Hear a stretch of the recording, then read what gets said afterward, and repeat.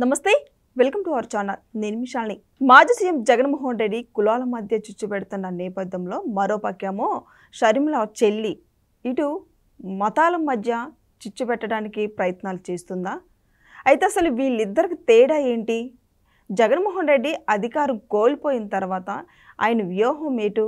ఇలాంటివన్నీ విశ్లేషించే ముందు స్టూడియోలో ఉన్నారు సీనియర్ జర్నలిస్టు దుర్గకుమార్ గారు ఉన్నారు. వారిని అడిగే విషయాలను తెలుసుకునే ప్రయత్నం చేద్దాం. నమస్కారం సార్. నమస్తే మషాల్ని, మన వీక్షకులు. సార్, జగన్మోహన్ రెడ్డి అధికారం కోల్పోయిన తర్వాత ఇప్పుడు అసలు ఏం అర్థం కాకుండా పరిస్థితుల్లో జగన్మోహన్ రెడ్డి ఉన్నాడు. మరి ముఖ్యంగా చూసుకుంటే జగన్మోహన్ రెడ్డి కులాల మధ్య చిచ్చు పెడుతుంటే మరోపక్క చెల్లి షర్మిల అయితే మతాల మధ్య చిచ్చు పెడుతుందనే సమాచారం అయితే వస్తుంది మనకి. అసలు ఈ రెండింటికి తేడా ఏంటి? ఏ విధంగా ఉండబోతుంది అంటే ఏం చెప్తారు సార్? ఇప్పుడు జగన్మోహన్ రెడ్డి గారు 2019లో అధికారంలోకి రావటానికి మెయిన్ కారణమే కులాల మధ్య కుంపట్లు పెట్టడం ద్వారా. ఆయన ఉండేవాడు కదా ఎన్నికల ప్రచారకర్త పీకే ప్రశాంత్ కిషోర్ ద్వారా తను పెట్టిందే ఆంధ్రప్రదేశ్లో కులాల కుంపట్లు పెట్టి దాన్ని అడ్వాంటేజ్గా తీసుకుని ఒక్కసారి నాకు అధికారం ఇవ్వండి అని అమలు చేయలేనటువంటి సంపూర్ణ మద్యపాన నిషేధం కూడా చెప్పాడు చేస్తానని. అలా అనేక చేసి అధికారం అయితే పొందాడు. కులాల మధ్యలో చిచ్చు పెట్టింది అంతవరకు లాభం జరిగింది, ఆయనకి వ్యక్తిగతంగా లబ్ధి పొందాడు. కానీ అదే బాణాన్ని మళ్ళీ ఉపయోగించాలనుకుంటే 2024లో బెడిసికొట్టింది. ఎవరైనా ఒకసారి మోసపోతారు. అయితే మీరు అడిగారు ఈమెమో మతాల మధ్య అని. వీళ్ళిద్దరూ రాజశేఖర రెడ్డి గారి పిల్లలే అయినా షర్మిలకి జగన్మోహన్ రెడ్డికి వాళ్ళ వ్యవహార శైలిలోనూ వాళ్ళ దృక్పథంలోనూ వాళ్ళ ప్రజలతో స్పందించే తీరులోనూ చాలా తేడా ఉంది. ఒక రకంగా జగన్మోహన్ రెడ్డి సంకుచిత భావం కలిగిన వ్యక్తి, స్వార్థం కలిగిన వ్యక్తి. ఆ స్వార్థానికి కుటుంబ సభ్యులను కూడా బలి చేయడానికి వెనక్కి తగ్గని వ్యక్తి అతను. రాజకీయ లబ్ధి కోసం కులాల మధ్య కుంపట్లు పెట్టాడంటేనే అది చాలా ప్రమాదకరమైనటువంటి క్రీడ.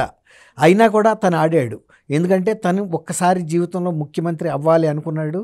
ఎందుకంటే తను తండ్రి ముఖ్యమంత్రిగా ఉన్నప్పుడే ఆయన చాటు బిడ్డగా క్విడ్ ప్రోకో ద్వారాను మనీ లాండరింగ్ ద్వారా కొన్ని వేల కోట్ల రూపాయలు ఆర్జించి సంపాదించి నేను ముఖ్యమంత్రి అయితే ఇంతకన్నా ఎక్కువ సంపాదించే అవకాశం ఉంది కదా అనేది ఆయనకి పట్లు తెలిసినాయి, ఎలా సంపాదించవచ్చు అనేది.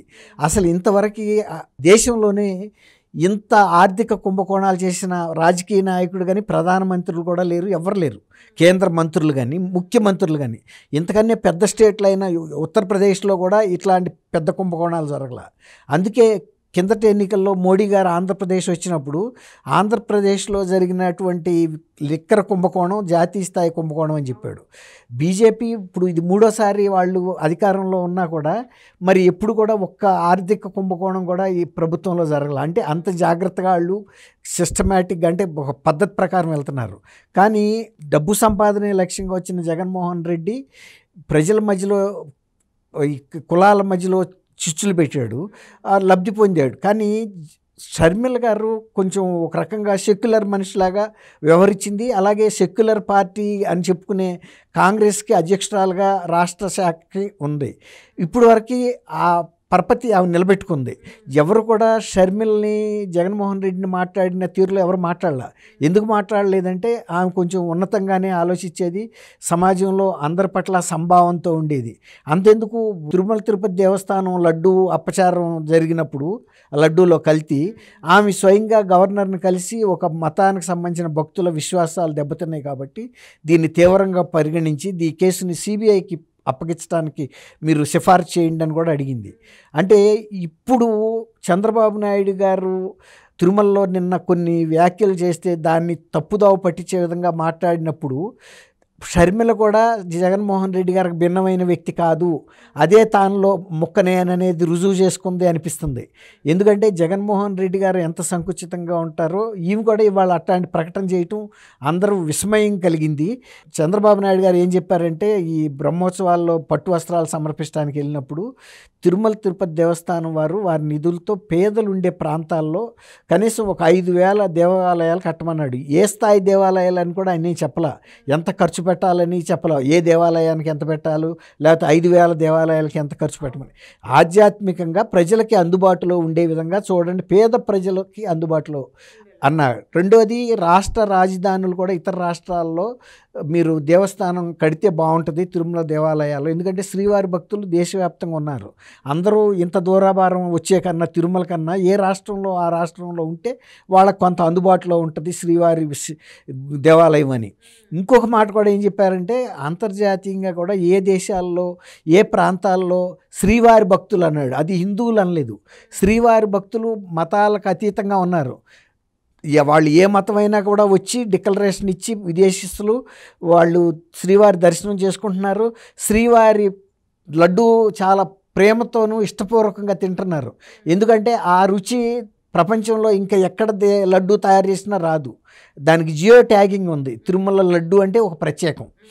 అది అందుకని చాలామంది విదేశస్తులు తిరుపతి వెళ్తే ఆ లడ్డూలు తీసుకెళ్ళి స్నేహితులకి అందరికీ పెడతారు. కొన్ని మతాల వాళ్ళు తినరంటారు ఇక్కడ, కానీ అక్కడ విదేశాల్లో అదేం ఉండదు. విశాల భావంతో వాళ్ళు ఏదైతే ఏముంది రుచికరంగా ఉంది అదని తింటారు. అట్లా శ్రీవారి భక్తులు ఉన్న ప్రాంతాల్లో కట్టమని చెప్పాడు.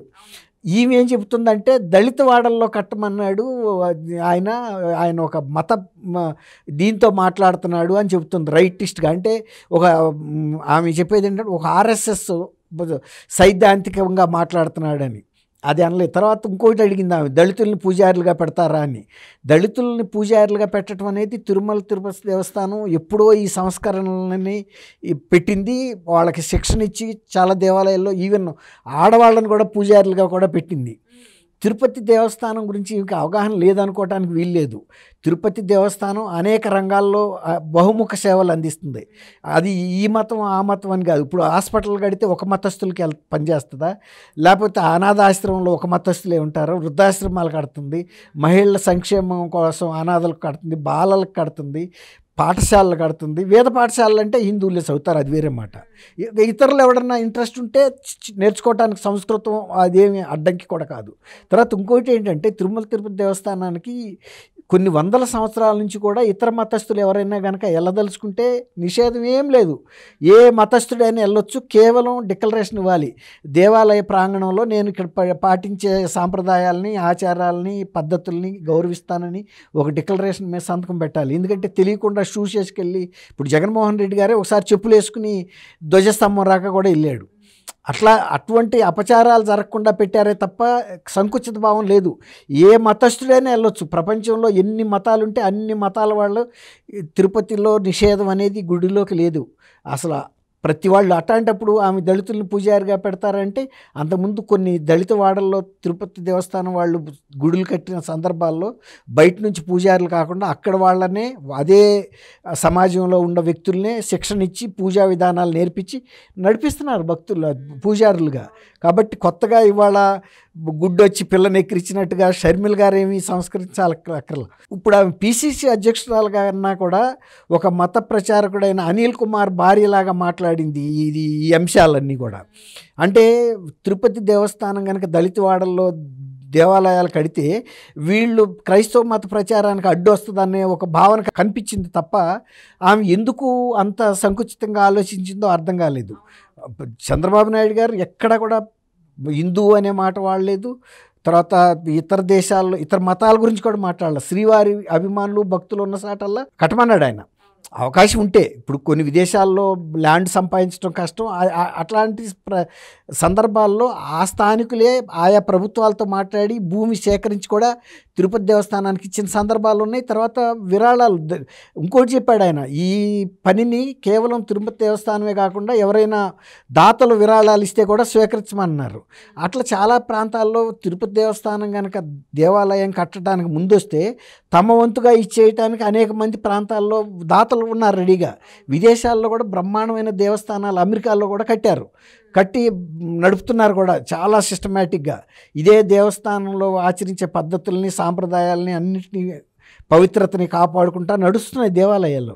అలాంటప్పుడు షర్మిల గారు మరి ఆమె అంత చక్కటి ఇమేజ్ ప్రజల్లో ఉన్నప్పుడు జగన్మోహన్ రెడ్డికి నేను చెల్లెల్ని తప్ప ఇంకొకటి కాదు అన్న దృక్పథంతో మాట్లాడటం వలన ఆమెకి ప్రజల్లో ఉన్న ఒక అభిమానం కానీ ఆమె పట్ల ఉన్న గౌరవం కానీ తగ్గింది అనవసరంగా.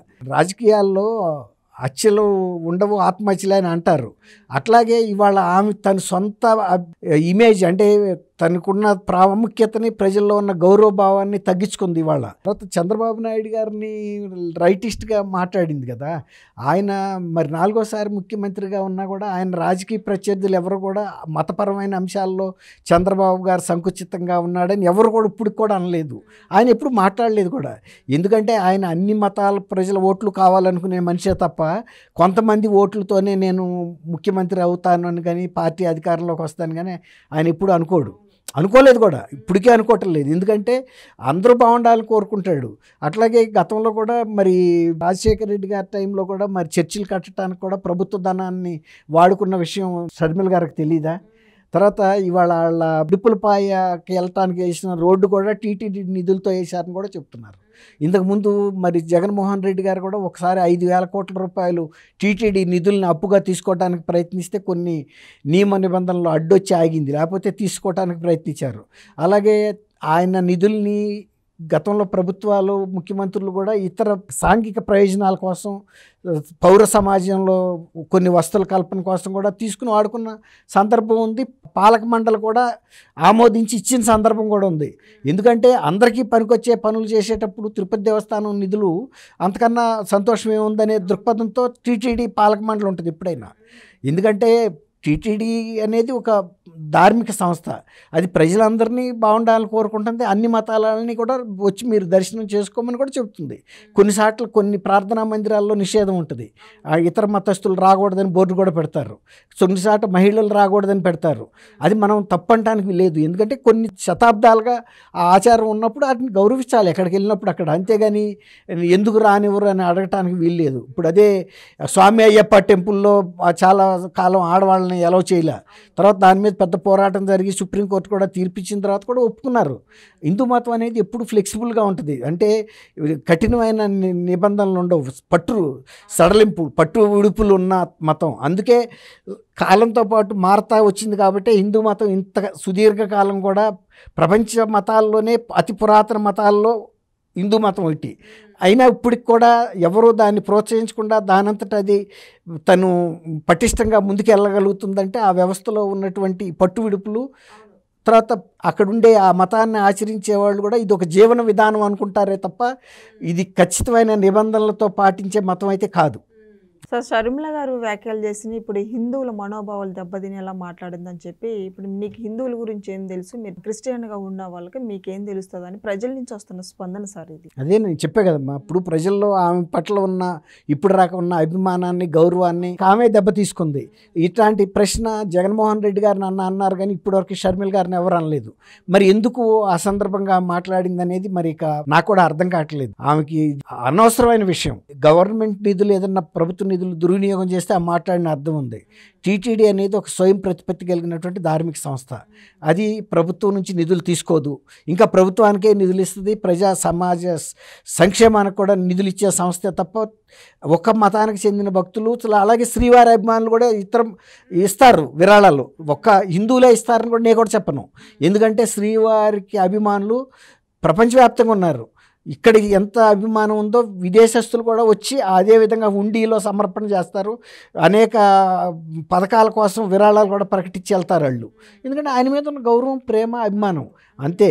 ఇప్పుడు మరి తను స్వయంగా తను మీద విమర్శలు తెప్పించుకుందంటే చంద్రబాబు నాయుడు గారిని వ్యక్తిగతంగా టార్గెట్ చేసి చంద్రబాబు నాయుడు గారిని ఆయన మాట్లాడని అంశాలని ఆయన నోట్లో పెట్టింది. ఇప్పుడు ఆయన అన్నాడు అని, కానీ ఆయన ఆ మాటలు అయితే మాట్లాడలేదు. ఇది ఒక రకంగా షర్మిల గారికే నష్టం జరిగింది ఈ అంశంలో, అది స్వయంకృతం. సో ఇదని చూశారు కదా. ఇక జగన్మోహన్ రెడ్డి ఏమో కులాల మధ్య చిచ్చు పెడుతుంటే, మరోపక్క చెల్లి షర్మిల అయితే హిందువుల మనోభావాలు దెబ్బతినేలా వ్యాఖ్యలు చేసిందని మరోపక్క చర్చ ప్రజల్లో బాగా జరుగుతుంది. ఇక ముందు ఏం జరగబోతుందో నెక్స్ట్ వీడియోలో తెలుసుకుందాం. Thank you sir. Thank you అమ్మా. షాలిని మనవి.